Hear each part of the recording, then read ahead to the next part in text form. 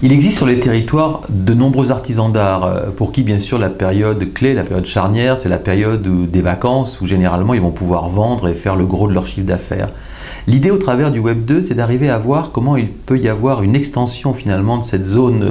pendant laquelle ils peuvent vendre leurs différentes créations et surtout la période pendant laquelle ils peuvent le faire, de façon à augmenter les revenus qu'ils vont pouvoir générer et qu'ils vont pouvoir retirer de leur création. Alors pour cela, les logiques de Web 2 vont nous permettre de proposer aux artisans d'abord de créer sa propre échoppe d'une certaine manière. Donc ça va être sa galerie qui va permettre de présenter ses œuvres, de les présenter en photo ou en vidéo. Sa galerie qui va permettre éventuellement d'avoir un journal de bord de ce qu'ils sont en train de faire, de façon à présenter leurs gestes, à présenter un peu l'intimité et les coulisses de ce qu'ils sont en train de faire. Et puis cette échoppe, ça va être aussi justement la boutique sur laquelle les gens vont pouvoir à distance venir acheter les différentes créations de ces artisans d'art. Donc première chose, proposer à chaque artisan de créer sa boutique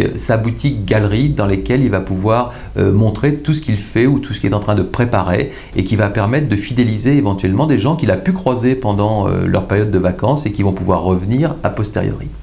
Deuxième chose qui va être très importante au niveau justement des technologies à utiliser, ça va être de pouvoir fédérer ces différentes boutiques, ces différentes échoppes, de façon à avoir une grande galerie des artisans d'art du territoire ou du terroir sur lequel on se trouve. Et là, on va pouvoir ainsi avoir un lieu dans lequel on va pouvoir trouver toute la proposition artistique du secteur et on pourra rentrer dans une échoppe ou dans une autre échoppe et ainsi visiter les différentes échoppes relativement facilement et relativement rapidement. Donc au niveau technique, on voit qu'il y a à la fois un travail à faire à un niveau unitaire, de façon à ce que chaque artisan crée son lieu d'exposition et de vente, et un travail de fédération de ces différentes boutiques et shops, de façon à ce qu'on puisse avoir un portail unique de ces différents artisans. Dernier point qui est important dans ce présent scénario, c'est justement que les artisans puissent être aidés. Et là, l'idée, c'est d'arriver à les faire coacher par quelqu'un de très jeune, c'est-à-dire par un adolescent qui a un intérêt, bien entendu, pour ces métiers de l'artisanat d'art et qui va pouvoir accompagner l'artisan pour l'aider à créer